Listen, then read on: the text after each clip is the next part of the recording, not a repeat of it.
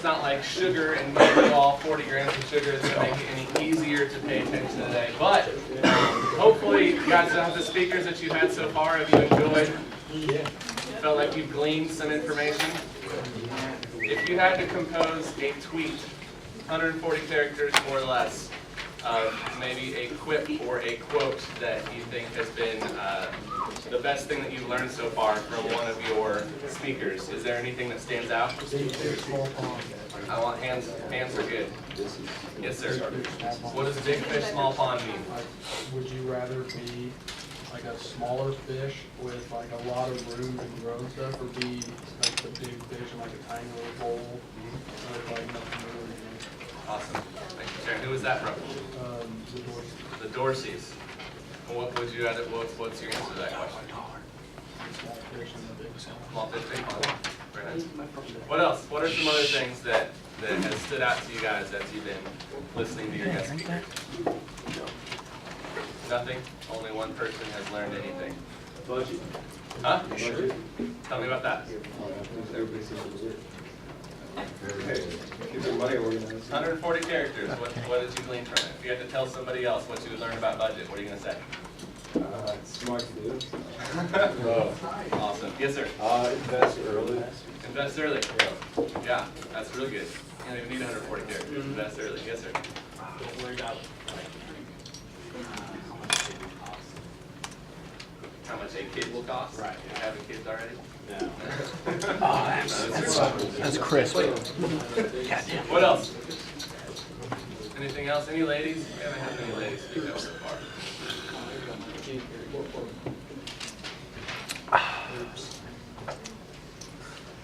Mr. Webker, what about you? What really stands out, Mr. Buckland said, we will not leave until you are satisfied.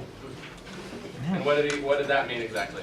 He does painting and fixes decks and fixes wood rot and all kinds of other situations. And so many contractors, once they get paid, you can never find them again. They go into the witness protection program, and he will not leave until you are satisfied. Mr. Consiglio. They talked a lot about how passionate they were about their business. They have talked about how much planning for their money and investing with their money early rather than later has really set them up for success, whether that's in their business or for their future in retirement. Yes, sir. If you have a goal, don't just like wait around. Like go and get it done. Yeah. Work hard. That's good. I like that a lot. All right, out of curiosity, this is really just to make me feel good about myself, maybe, but what have your teachers so far told you about me? You're a businessman. Got a lot of Businessman. Breakout As Jay-Z said, I'm not a businessman, so a businessman. All right, so breakout stuff, right? Said a little bit about that. What is breakout? Hey guys. Bring it back in, y'all. Stuff to like break out in a certain time or something. Okay, so breakout, it's an interactive experience with your friends or with your family or whatever. What else has Mr. Because Mr. Webker tends to puff people up a little bit. He's very good at that. What else has Mr. Webker said about me so far? Yes, sir. He once told me that he wishes he could just sleep on your couch in your living room and talk to you for like a week straight. It's open. Summer vacation! Yeah! What else? He wasn't kidding. What has Mr. Webker or Mr. Consiglio said about my background before breakout? What else do you know about me? Counselor here. Counselor here, absolutely. I worked here for 5 years, 4 years, 5 years, 4 years full time, 1 year part time as long as let's get started. What else? Anything else? So the fun thing about me being here right this very minute is that I get to hang out with you all today. For those, none of you all have been in these classes, I don't think, before where I've spoken. But I also get to come back next week as well, which I'm super excited about. Because I tend to be a little bit scattered, and I think because of the types of businesses that I'm involved in right now, I'm juggling a lot of things, and so I've, for better or worse, never come in with like a solid direction of exactly what I want to talk about. because there's, I think, just a lot of things to talk about, a lot of things that I can learn from you all and vice versa. But there are some very directed things that I will do towards the end of the day today that will correlate more to our time together next week. And one of the things that I will talk more about than probably anything else is the idea of time. Because I think time is really important. How we use our time is really important. And that ties into entrepreneurship. How many of you guys are in entrepreneurship class, by the way? Okay, so that ties into entrepreneurship. That also ties into personal finance because both of them are very time-intensive processes if done correctly. And there's some efficiencies and things that we can discuss as well. So just to give you a short, brief history, I suppose. My very first business was called the 19th Hole. It was a golf ball stand that I set up on the side of the second hole, Coal Creek Golf Course in Louisville, Colorado. There were 2 ponds on the second hole, and me and my buddy Mark, we would go and we would swim in those ponds, and they were like, it was like this much water and like this much dirt, and we would just find old golf balls. And if we got like the really nice ones, like a Titleist or something else, I'd ask my dad, we would sell those for like $2. If we got cheapy ones, it'd be for like $1, and then if it was something that was like non-name brand or even ones that were from the driving range, we'd sell them for like 25 cents. We'd set up shop, you know, summer days, and we would just sit out there, and we'd make like $50, $60 a day, which when you're like 8 years old, bless you, $50, $60 a day is pretty good. And we were able to do that probably about 2 days a month. You know, we would save up all these golf balls, and then we would do that. And so my mom used to always tell me, and my mom, who was a business owner, my grandfather, who was a business owner, they used to say that they thought I was an entrepreneur as well. But I never really understood what that meant. And it really, quite frankly, wasn't until very recently that I had any idea of what that meant either. Out of college, I went to the University of Kansas from Colorado to run track for KU. From that, I had the opportunity to serve my fellow student athletes with something called the Student Athlete Advisory Committee. I became the chair or the head of the Big 12 Student Athlete Advisory Committee, and from there was offered a position as the youngest person in the history of the NCAA to be on the NCAA Leadership Committee, which was actually the group where I would sit mostly with athletic directors and the folks who were in charge of like the Big 12 and the SEC. I'd be in a room of 32 of them, and me as the 33rd member, I'd have the opportunity to tell how rules, regulations, legislation should be shifted or changed to benefit student athletes. So I thought essentially from the middle of my college experience that I was going to be an athletic director. Actually, when I was about 22 years old, when I was graduating college, was offered a job as an assistant athletics director at the University of Kansas at the time when I'd been the youngest AD in the country. For those of you that are KU fans, you might remember a terrible period a few years back where there was this ticket scandal. And with the ticket scandal, there was a new administration that was brought in. That job that I was offered, my boss said, hey, that job is still on the table. Truth be told, when the new AD comes in, it'll probably be one of the very first positions to get cut and brought in with somebody new, and so this might be a good time for you to look elsewhere for a job. I was in the middle of getting a master's in education administration at the time, so I have an undergrad in sociology, getting a master's in education. At the time was studying higher education, was looking for jobs that I could simply work for a year or so that I could finish my master's and then get back into athletics. And looking around, I saw a job posted for the high school guidance counselor at St. James Academy. Having no counseling experience and not being Catholic, I thought, hey, we'll give it a shot and see what happens. And strangely enough, they brought me in for an interview based off of my kind of out-of-the-box experience, having traveled and gone to over 150 colleges throughout my time with the NCAA. And so was able to finagle myself into a job here. And really what the cool thing about that job is my duty and role essentially was to start the college preparation program here at St. James Academy. So my first year, I think I had only about 120 seniors, but that was my 5th year. I was the only counselor here and had over 200 students. And since then, now I think next year we're actually going to have 4 counselors that are doing essentially one of the processes that I set up, and that is for helping you, juniors and seniors, plan and prepare for college.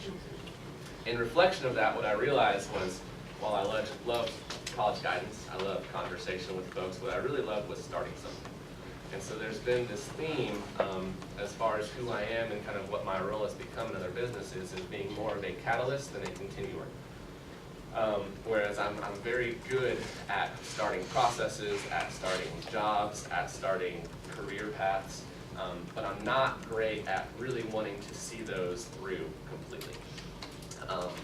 And so while I was here starting St. James, as I started to not tire of that a little bit, but as I started to be in the process where it was more sustaining and not starting, I started a side business called Baysinger Films. So we'll start writing this down because it can be a complicated web here. We have SJA, and then I started Baysinger Films.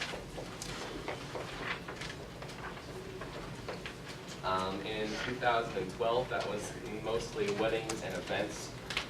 So I used to do journalism way back in the day. I actually started as a high school class when I was a sophomore in high school. Really loved it. Worked for a small news company right out of high school, just on the side. Got out of it, got back in it as a hobby. So St. James, working the school year, Baysinger Films. I had 3 months off in the summertime, which I was not accustomed to. Even when I was in college, I was running track, so we only had about 3 weeks off during the summertime. So started doing that as a side job. What very quickly happened over the course of the next 2-3 years was Baysinger Films actually completely supplanted my income from St. James, to the point that I was making more in the 2.5 months of summertime doing film work than I was in the 10 or so months, 9.5 months of being a high school guidance counselor. This is not to say that being a high school guidance counselor wasn't decent pay. I think in retrospect, we were doing just fine. Both my wife and I were teachers, but when I had to weigh the idea of working 2 months to make $45,000 or working 10 months to work $45,000, I thought it was a much better deal to work 2 months to have the same output. So even though I love education, still have a huge heart and passion for education, I decided to step away so that I could pursue films. But what you'll find is these themes of education, these themes of entrepreneurship, these themes of those things spread throughout what I've done in my other roles as well. Baysinger Films did really well. As I was looking for office space, because we were about to have a kiddo, and because I'm what some folks would call a workaholic, what I would call just the work is my hobby as well. As I was looking for office space, what I very quickly discovered was that I could rent an office in downtown Lawrence for about $800 to $1,000 a month for a place that's not even half the size. Or I could have an entire storefront of 2,500 square feet, as well as a 2,500 square foot basement, for just about double that cost. And so in my head, I was like, hey, if I pay half of it, I can find something else to put in the other 4,000 square feet of this place and maybe make a few dollars there as well, because why not? Let's have some fun.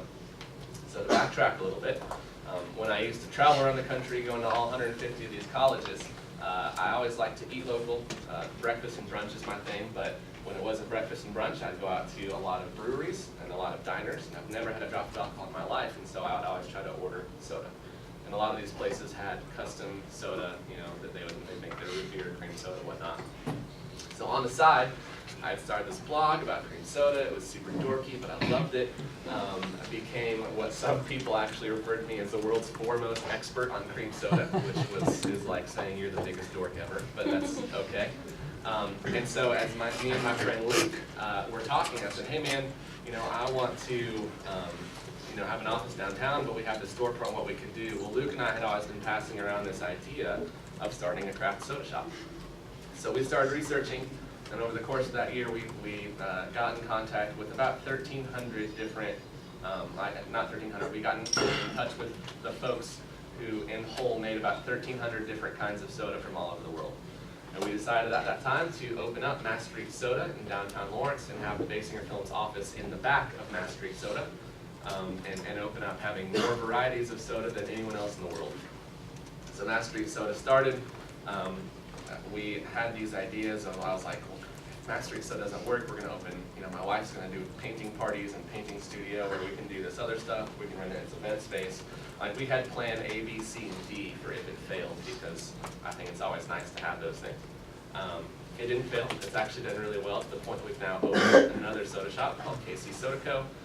We're coming out with our own brand of soda here in the next couple months as well, but we'll get to all of that later. As SJA cut off, Baysinger Films took hold, and on the side of Baysinger Films, we started Mass Street Soda. Mass Street Soda, in its first year of being open, we did right around $370,000 in sales, which we thought was pretty good for being a you know, it's the type of thing where if I were to run it and be the one who ran it full time, it would be a very good income. Probably would be, you know, anywhere from $100,000 to $120,000 a year. Instead, we hired a manager to do all of the work for us. I don't do any work with the soda shop. I make significantly less than that, but I don't do any work. So I decided I could either make $120,000 a year by working 50 hours a week at the soda shop, or I could work 0 hours a week and make $40,000 a year. So that worked out pretty well too. So with that, again, we opened at the Legends here in Kansas City. If you guys want a job in the summertime, we hire. And I've gone some things from there. So now I have Baysinger Films, which is going really well. I have a soda shop on the side, which is going all right too. And my wife and I, we have a very good friend who moves to Chattanooga, Tennessee. And this was just about a year and a half ago. In Chattanooga, as I'm visiting, we go to a place called Nashville. I'm sorry, this is long-winded. Bear with me, we're almost there. We see something called the Nashville Escape Game. And Nashville is a tourist town, but we see that this thing called Nashville Escape Game is the top-rated tourist attraction in the entire city of Nashville, more than any of the music halls, music venues, more than, like, you know, Elvis's old home and all this other stuff. We're like, what the heck is Nashville Escape Game? So I do some research on it when I get home, and I see that it's this idea where you take people and put them in a room, and it's great, and it's interactive, and it's fun, and all we've ever wanted to do is things that were interactive and fun and family-friendly. And so over the course of the next few months, research went to dozens of escape games around the country, decided that we thought we could do it better than anybody else, and so in January of last year, we signed a lease on Breakout KC. We were open in May of that year, and from May until now, we've now become the top-rated escape game in the world. We have since opened in Waikiki in Honolulu. We have opened in, we're opening in Lawrence, Kansas, in Columbia, Missouri, and we are also consulting with a variety of other escape rooms in places like India, Singapore, New Zealand, Australia, Philippines, Thailand, and Alabama. Same level.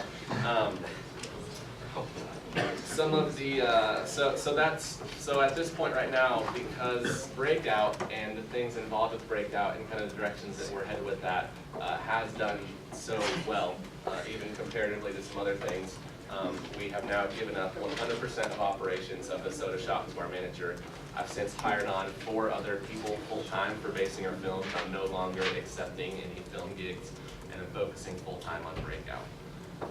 Breakout, just between our right now, the 2 locations that are fully off the ground, Kansas City and Honolulu, we're at the point now that we have 38 full-time employees between those 2 places, whereas even just last year, this time, I had a grand total of 3 employees.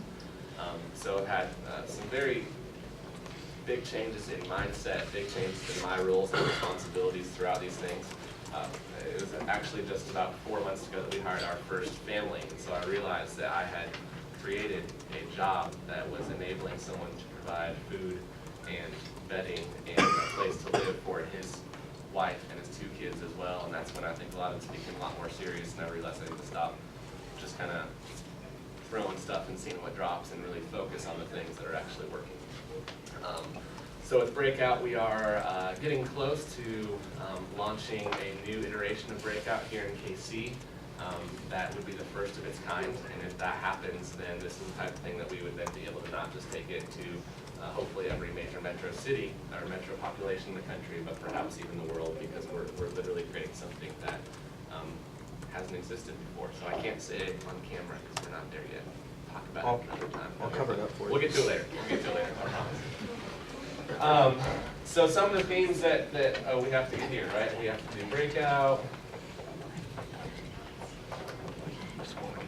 and then Breakout again, and then Breakout again, and then we cut these things off, and now we're focusing on Breakout. So just off the bat, talk a little bit of money. One of the things that's been a little bit different about us in the way that we've structured business is that when we opened the soda shop, which cost about $40,000 each for Luke and myself to, as far as our initial investment, we have never taken out a loan to do any of this.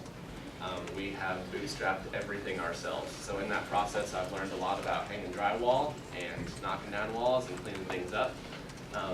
But even, you know, I think sometimes, probably being in schools, you think that teachers don't make money or don't make enough, but as far as we talk about the importance of time management, of personal finance, I was able, after only working professionally for about 4 years at a salary that paid me starting around $50,000, ending 47, I was able to be at a point where I was able to invest $40,000 of my own money into a business that I didn't know whether or not it would actually work.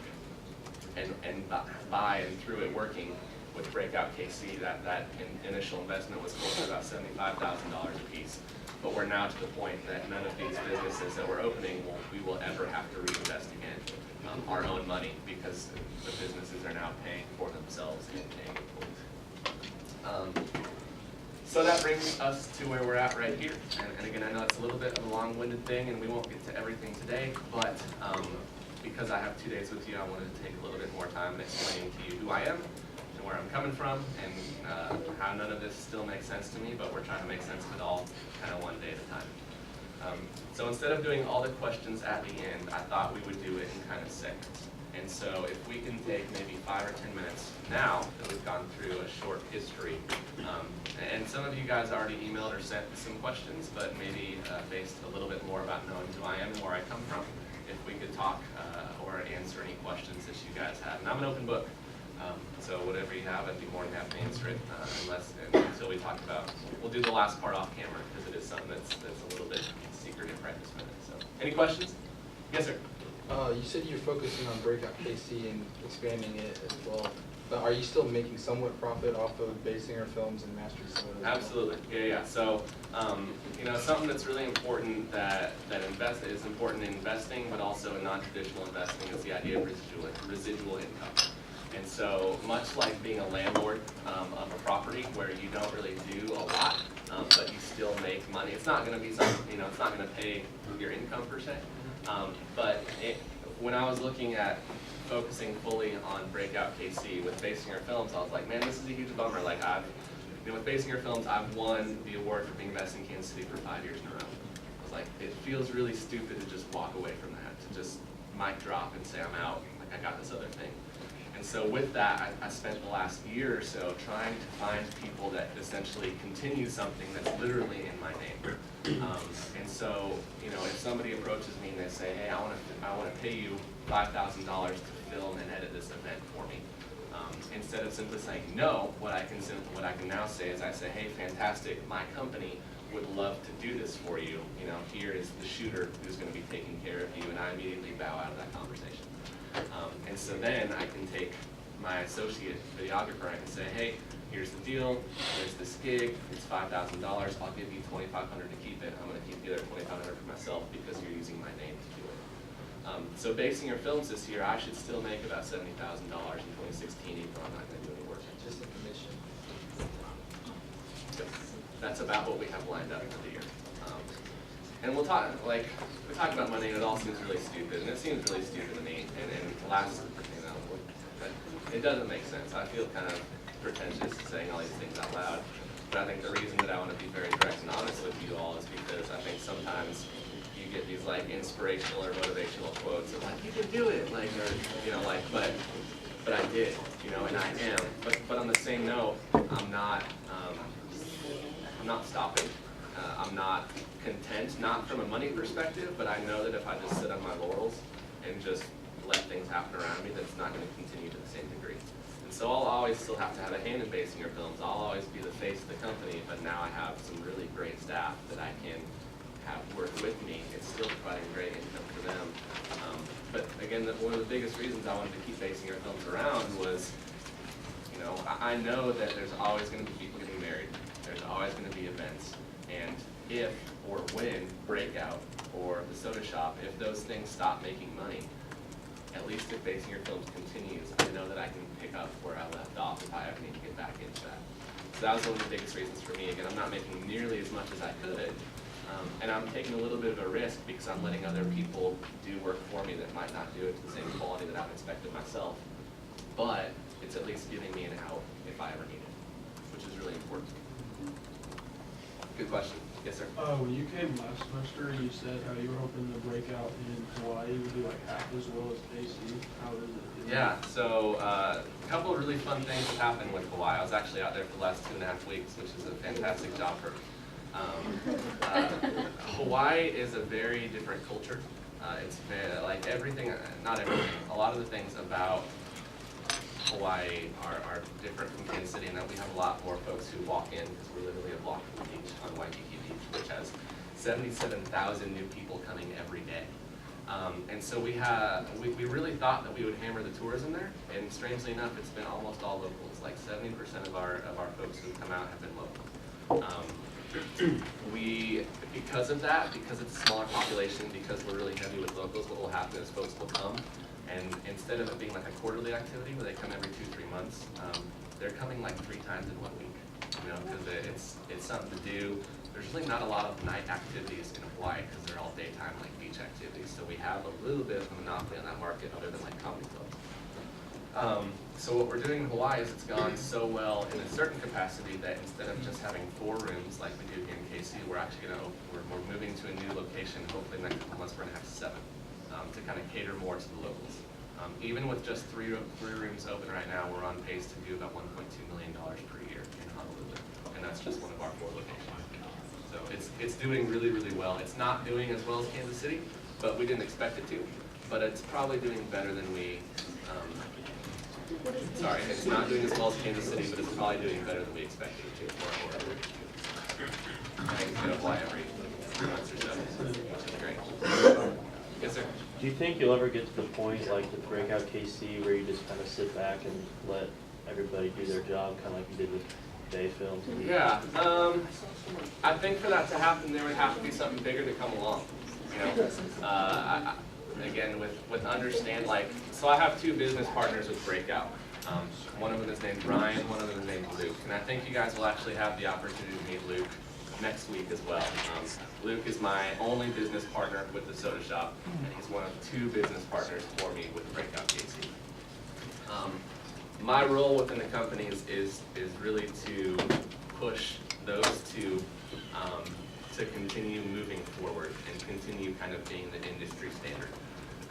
You know, while Breakout and Mass Creek Soda are very different in a variety of capacities, they're very much the same in that they are super unique enterprises, you know?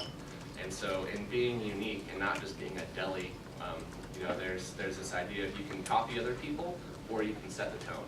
And we want to continue to set the tone. And so when or if it ever gets to the point where it runs proficiently, there's really not room to be, you know, kind of the tone setter or the bar setter, you know, we might take a step back. And really, quite frankly, what would be better is to just be able to take a step back from things, period, and be able to focus more on family or some other things.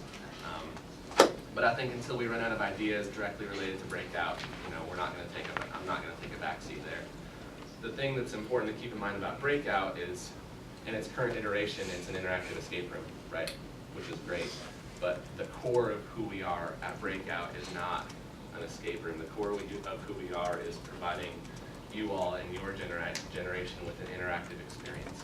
And so when you think of other things that provide interactive experiences, you're looking at family entertainment centers, you know, places like Power Play or Dave & Buster's or things like that.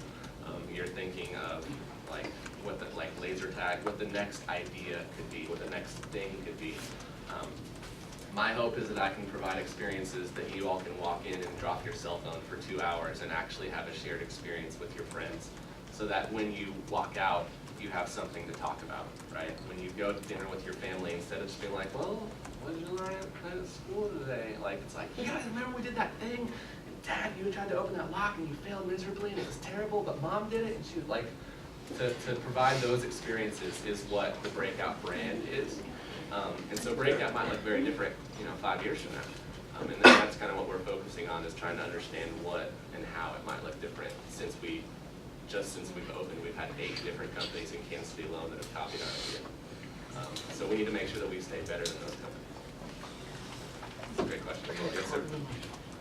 So you know how you can't do the same room twice in Breakout KC? Are you guys, if it's like, you know, in like 5 or 6 years or so, when, you know, a lot of people have been doing all the rooms, are you gonna try to to switch up the rooms? Yeah, so one of the benefits that we have as far as our business relationship, and something that we probably need to talk about next, is the importance of understanding within business and within finance and within life, understanding the things that you can do, the things that you can kind of do, and the things that you shouldn't do, and things that other people can do better, right? So Luke comes from a human resources background. He used to do risk analysis for a multi-million dollar company in Lawrence. Ryan came from a company where he used to build custom furniture. And so with that, we don't have to hire out contractors to come in and redo our rooms. We have Ryan and I say, hey, let's demo that wall, let's do something different. So we're actually in the process of opening 2 more rooms in the same location in Kansas City. We've rented more space from our landlord. So we'll have 6 rooms total for those that have already done all 4. And as soon as we have those 2 rooms built, we'll actually immediately start crashing out the ones that we have had going now for about a year. We have a partnership with Sporting KC.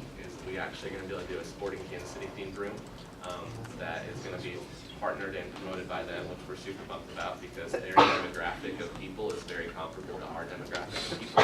Kind of your relatively young millennials who are interested in new things or different things or more, just fun things.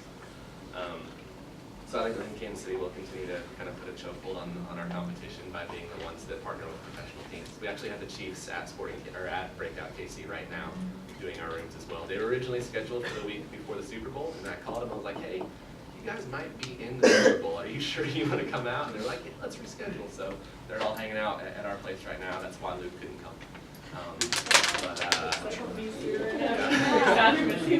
I would much rather be here. Mean that in 100% genuineness. So by the end of this year, we will have at Breakout KC 6 completely different rooms that were not there in the year starting, as well as the 4 new rooms that we're opening for. Yep. Any other questions to do with immediate background? Yes, ma'am.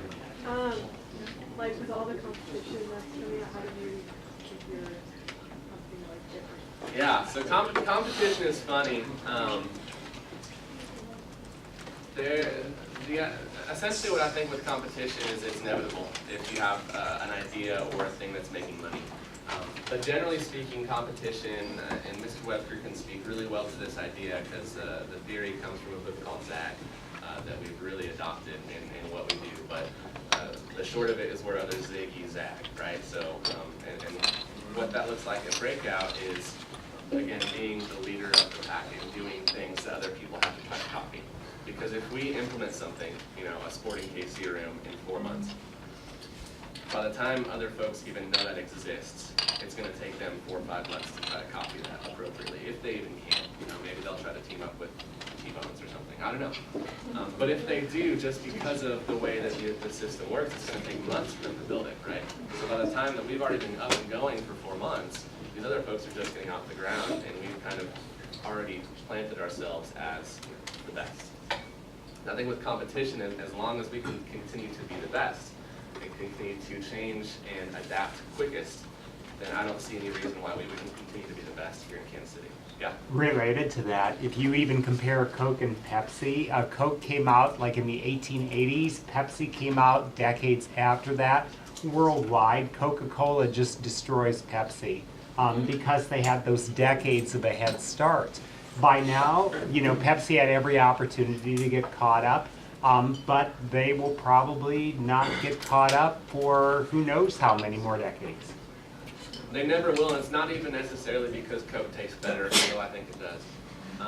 But it's more because, and this really came out, in the late 90s as well when they tried to do new Coke, right?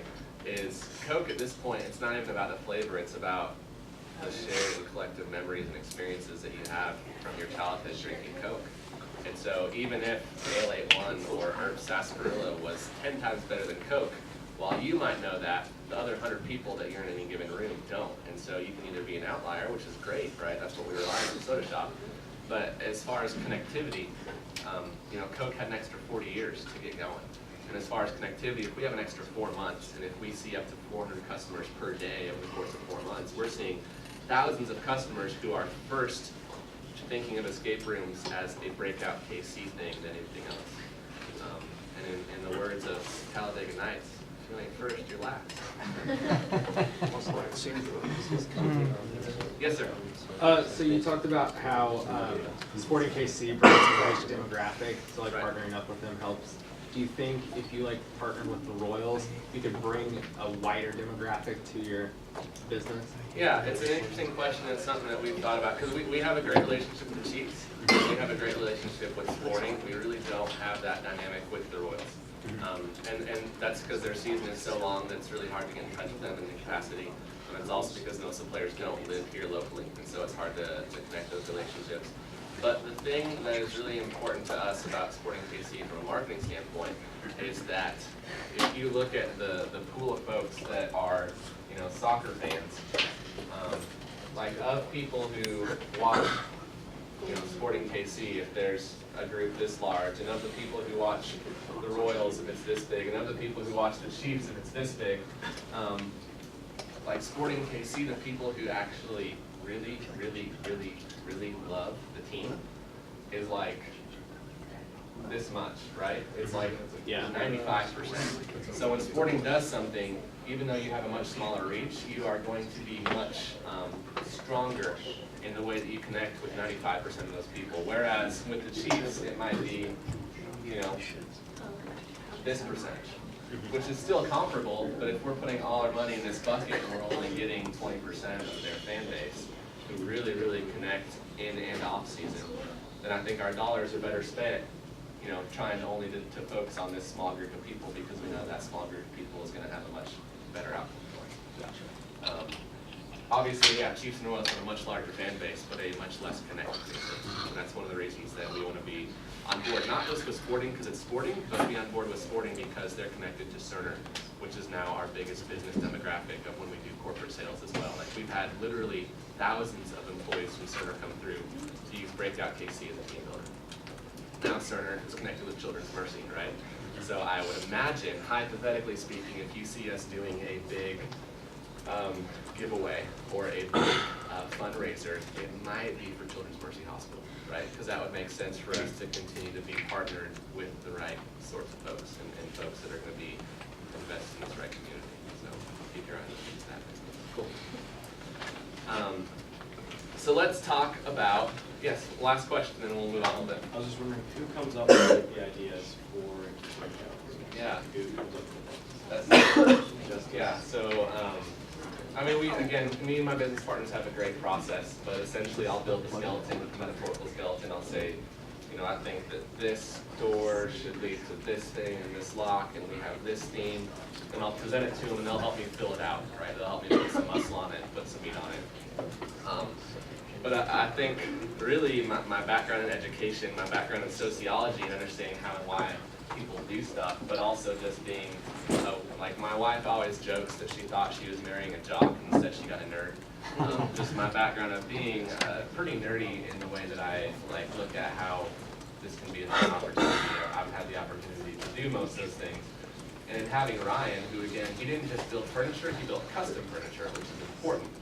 Because folks will come in and they say, hey, I need a couch to fit this room, so instead of being a typical 82-inch couch, it needs to be 68.3 inches instead. So with Ryan, I can say, hey Ryan, I want to build this contraption that does this. And at first he's like, no, that's stupid, I can't build that. And I was like, yeah, you can. And it maybe takes a little bit longer, but I think those are the things that probably set us apart from competition as well, is that I don't just have the opportunity to have ideas, I've also been able to be surrounded with people who can help me implement those ideas, which is way more important than having ideas in the first place. I said one more, but there was one more, so I thought I saw a hand. Somewhere? No? All right, so let's talk about time. So I think time is really, really important. And again, a thing, and I said this last time that I was here, something that I really genuinely struggle with right now, something that's been very, very difficult for me. And strangely enough, Mark Zuckerberg's sister kind of talked extensively about this recently when she was talking about entrepreneurs. Is one, I think entrepreneur is an overused word, and I don't like to call myself an entrepreneur when on paper, when I have like 7 businesses, people are like, you're an entrepreneur. Okay. But one of the really strange things for me has been, from an outside perspective, I can talk about money that we've made or dollars that we've made. Actual income looks very different from that. And I think that's something to keep in mind in another conversation for another day, because even if I made, even if Breakout KC is on pace to do about $2.5 million this year, divide that, you take away the $300,000 that we're going to pay for people's salary, for other things, and you divide that by 2, that's $600,000 to $700,000 per person, myself, Ryan, and Luke. And that's actually pretty accurate as far as my take home. But in order to continue moving forward, most of that goes back into building other businesses like Breakout Waikiki or Breakout Lawrence and so on and so forth, because that way, instead of making $600,000 now, by building a few more steps, I might be able to make $6 million a year later, which sounds pretty cool. My coworker Ryan, he talks about, at first he talked about how he wanted to retire by age 35, and to me that sounds like hell, quite frankly. Like, that sounds terrible. So I'm like, what am I going to do? But the way that he's now restructured it to make it make more sense to me is he says, I want to financially retire by 35. And I think that'd be a goal for myself as well, because as I've said, and every time I come back and talk to cities or Mr. Webb, they're like, I really miss education. I would love long-term to be able to help start a school in Lawrence that's very comparable or similar to how we have things structured here at St. James, like something that evokes and inspires creativity within people. Like, I would love to be able to do that. That won't make any money though, but if I can financially retire in the next 5 to 10 years, and I can know that I have X amount of dollars coming in every month, then I can actually spend my time to do things that maybe aren't as productive as far as salary, but are more productive as far as what I want to actually do, which is helping change folks' lives, and I mean that genuinely. So it's, I don't even remember what the question was or how I got started about this, but that's okay. Again, we do tangents. We're talking about time, right? We're talking about time. One of the things that a lot of people ask is, like, how did you do this? One of my mentors and one of my old pastors says, Matt, you have, by all measurable terms, accomplished more in the last 3 years than a lot of people would do in a lifetime. And again, that's really humbling and really challenging for me, because in order to do this, I've had to sacrifice, time with friends. I've had to sacrifice time with family. I'm always like hypersensitive and aware of people's perception of me. Like before, in a different lifetime, it was like, Matt Baysinger, track and field star for KU, and I was like, yeah. And then it was like, Matt Baysinger, teacher, and I was like, And now it's like, Matt Baysinger, really wealthy, and that makes me super uncomfortable to suppose that might be people's first impression of me. Reading another book right now that Mr. Webb recommended, we've called The Millionaire Next Door, that gives me hope that people just have to immediately think I'm a prick, and they can, that actually see me as a person and not be aware of the financial implications of whatnot. I can't say that word, can I? We will bleep it out. Right. But that's something that has just been an issue for me in a really strange way that I don't still have the words to fully address. But when we talk about time, as I mentioned earlier, some people would refer to this as being a workaholic, which is probably true to a degree. But looking at how I spend my free time, and there was a great quote that I saw just recently by a guy named Henry Rollins. You know who Henry Rollins is? I don't either. He said something really cool stuff. He said, there's no such thing as spare time, there's no such thing as free time, there's no such thing as downtime, all you have is lifetime. Go. And I read that and I was like, I like that, that's really good. When we talked about building Breakout in particular, because that was probably a period of my life from January of last year until April or May of last year that I worked more and harder than any other period than I can imagine. And when I looked back and I did an exercise very similar to what I'm going to ask you guys to do over the course of next week, I found that over about a 6-month period, I was averaging anywhere from 80 to 110 hours a week working. It was a lot for a 5-month period, and it was draining, and it was exhausting, and it had detrimental effects on my family, and on my friendships, and on a lot of other things. But on the same note, when you look at a typical 40-hour work week, let's say a 40-hour work week, over the course of the year, you're going to do X amount of hours. Well, I had 5 months of doing 100-hour work week. And so with that, myself, Luke, and Ryan all putting in those hours, over the course of 5 months, we were able to do the equivalent of putting in 4 years worth of work into Breakout. And so when people ask or wonder, like, how did this happen? One, how did it happen, period? And two, how did it happen so quickly? The answer is essentially we put a lot of time, effort, and money into it. And I think that's another way of saying is we quite frankly, we had to go all in. And that was still while I was doing Baysinger Films full-time, still while I was managing the soda shop full-time too. So that doesn't take into account the other work that I was trying to manage. It was a terrible time. But we're now starting to see the fruits and benefits of having done 4 or 5 years of work in a 5-month period between the 3 of us. And that's why I don't feel quite as guilty as well taking 2.5 weeks to go to Hawaii, because I say, I already did this work this year. You know, we've already done a lot.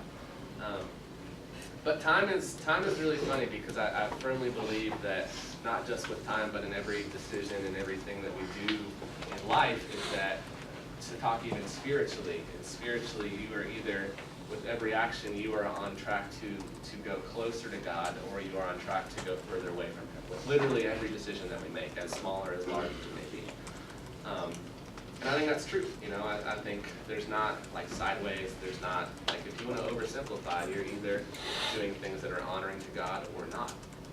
And to think that God has entrusted us to use our time accordingly to His will has been something that's, again, I have to wrestle with, because you have to ask yourself, is it more important to work right now, or is it important to be with my 2.5-year-old daughter? And sometimes you have to answer either way based off situations. But when you think about time, what I realized was I was spending a lot of time watching TV. And that's all relative, because for me a lot of time was spending an hour a day, right?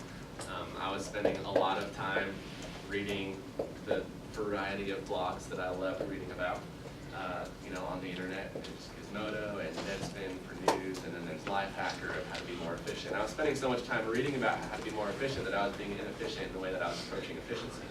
It makes no sense.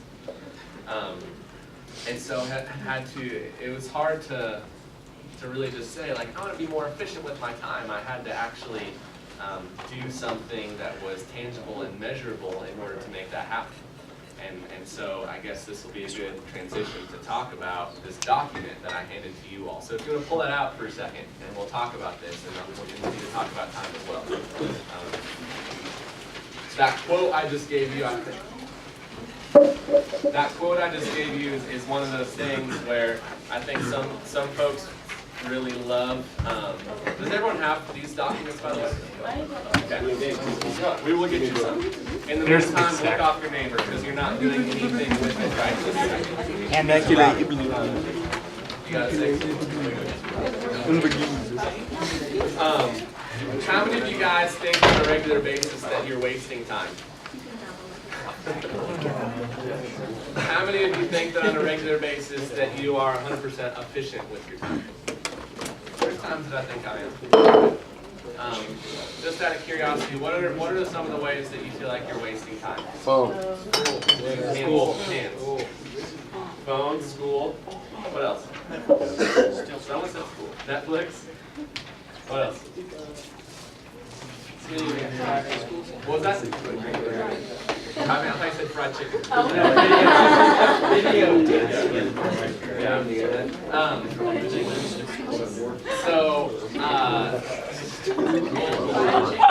We've talked a lot about entrepreneurship and nothing very tangible and just telling stories so far, but what I think is really important with anything really is to take action. And I really believe that done in many ways is better than perfect, or that started is better than planning. And so what I just gave you guys right here is your next week in 15-minute intervals. Literally, your next week. And so what I'm going to ask from you, I'm coming back Thursday of next week, is that right? Yes. Okay. And so what I'm going to ask of you is that from today, so Wednesday, we're going to start at 3:15 today, okay? Is that every night before we go to bed, or in some sort of intervals throughout the day, so you can actually stay on top of it, but that you would break down how you are spending your time every 15 minutes from now until I see you on Thursday of next week. The reason I think this is important is because sometimes in a lot of different things, I can say, I've been a really great husband this week, you know, or I can say, I've done a great job saving this year. Or I can say, I want to save more money this year. Or I can say, my New Year's resolution is to lose 15 pounds, right? But if you don't have an actual plan to do those things, and if you don't have something, again, tangible or definable in order to help you accomplish those goals, I think it's really hard to simply say, I want to do better at X, Y, Z. Whereas if we have literal information to build upon, and we can call this research essentially, but if we have something to use as a platform to jump off of, I really think you guys are going to set yourself up in a much better position to actually make change in your life if that's something that you want to do.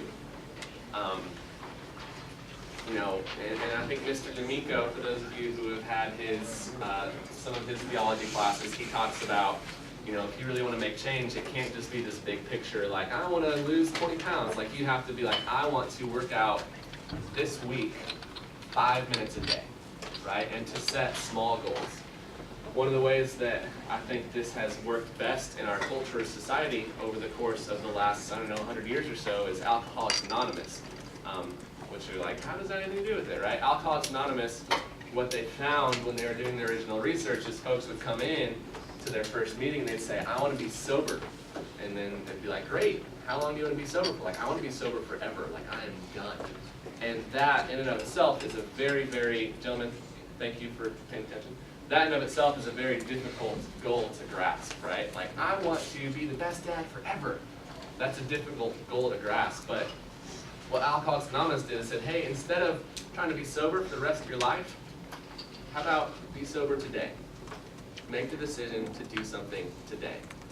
And then the next day, try your best to be sober today.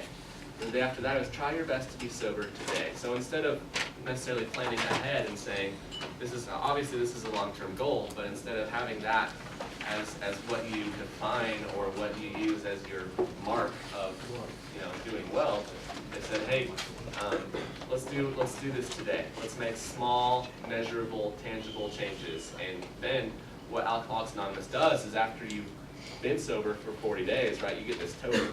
After you've been sober for a year, you get this token. After you've been sober for 5 years, you look back and you say, oh my gosh, like, it wasn't that much, you know, day by day, but goodness gracious, I've been sober for 1,500 days now, right? On the same note, like from a personal finance perspective, if you're like, hey, I want to be a millionaire, like I want to save $1 million. Instead of having that goal, you say, hey, I want to put away $5 a week.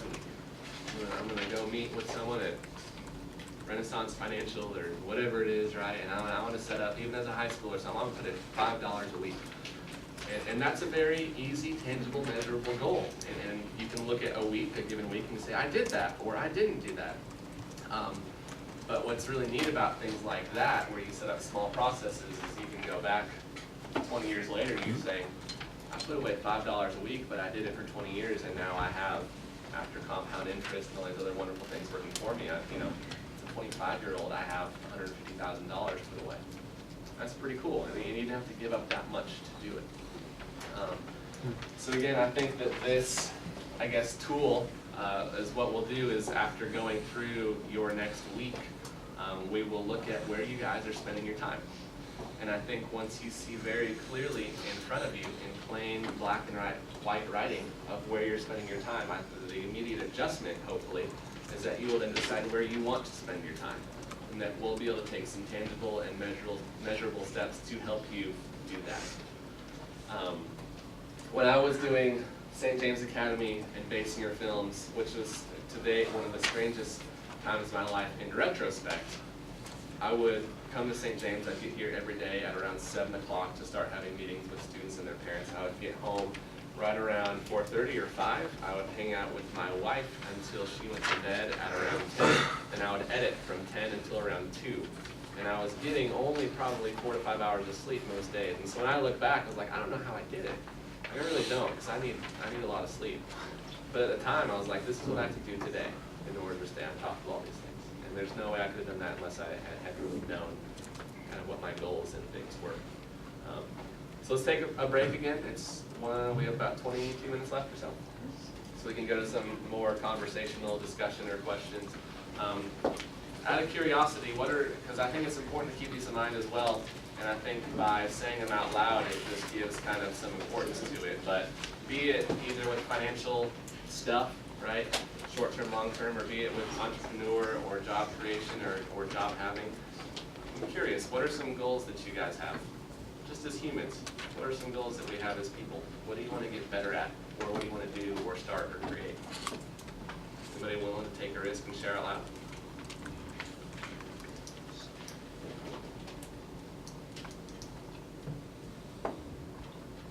Yeah.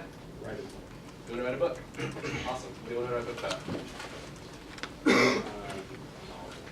Okay. Any particular category, science fiction or romantic comedy? Probably, Okay, very nice. So you guys now get to hold him a little bit accountable to writing a book. We need to figure out how to do it too. What are some other things you guys want to do?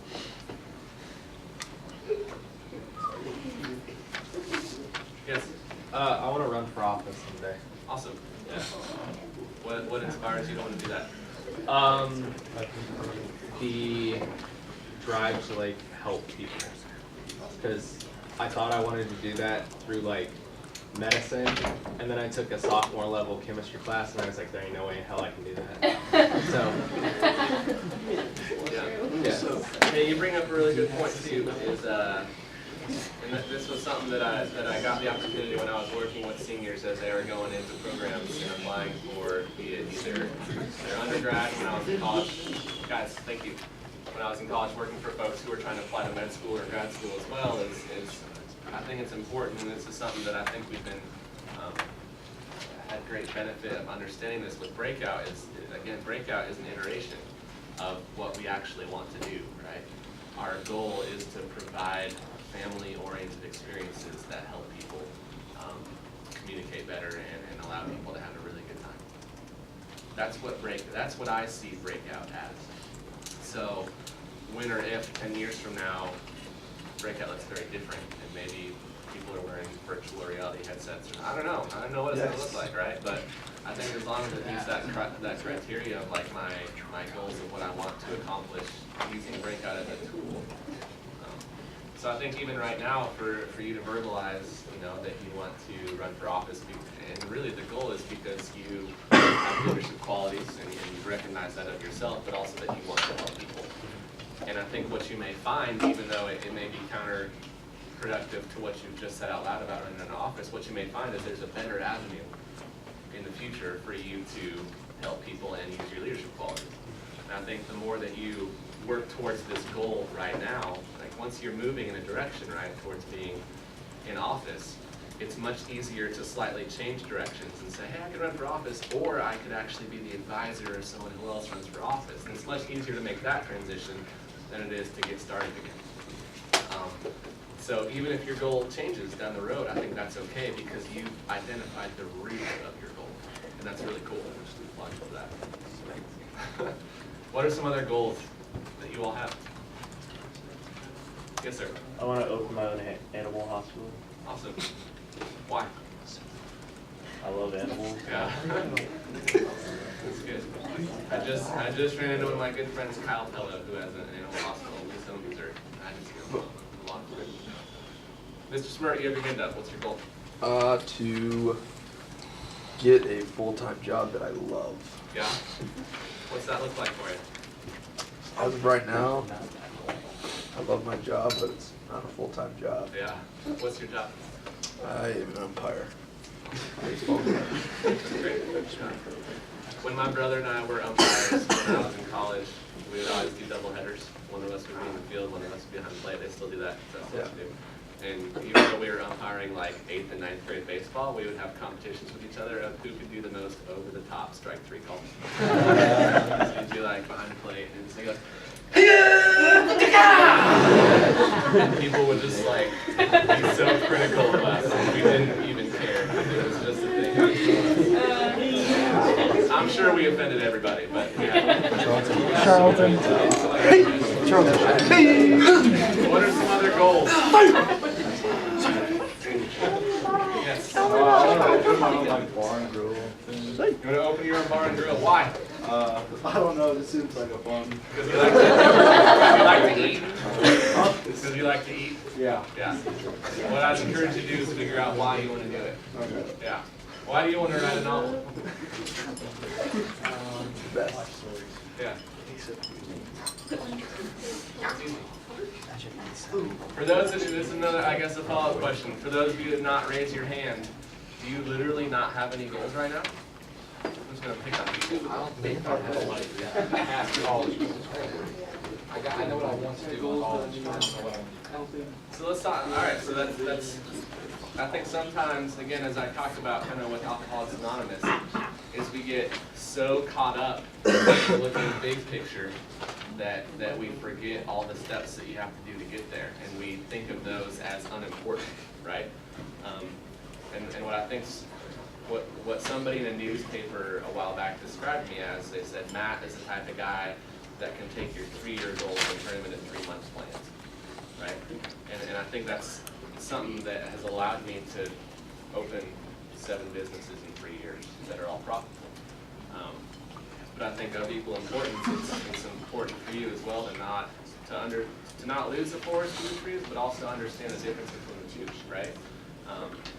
It's okay to not have the goal right now of like being president, right? It's okay to have a goal of like, I really want to get into this program, because again, as we mentioned with potentially running for office later, it's much, much, much easier to get started and go towards something. It's then easier to change direction than it is to get started. Like getting started is far and away the hardest part of anything that you're ever going to do. Starting it is the hardest part.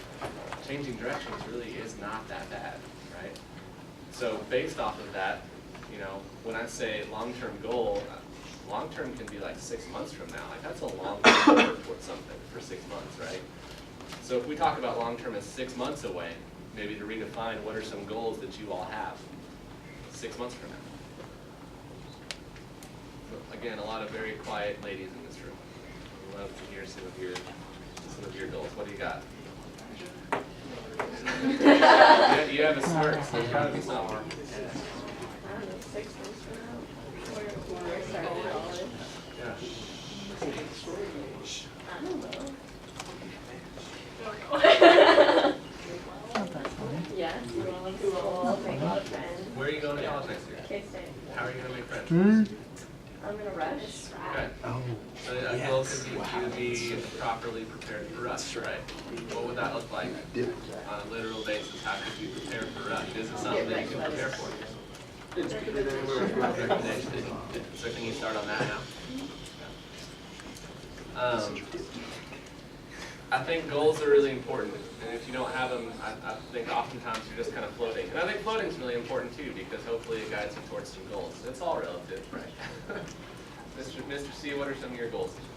I would like the ability to retire by the time I'm 50.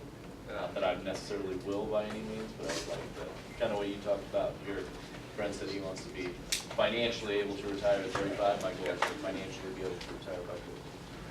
Which some people, right, who don't know Mr. C, they would say, how the heck is a school teacher going to retire 15 years earlier than his peers? Which is a fair question.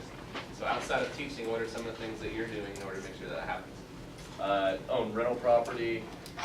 My brother and I have started or looking into a potential for kind of a house flipping business to work out, and possibly a wholesaling house flipping business. So, awesome. Yeah. Like he was talking about with residual income, that's like my favorite 2 words together.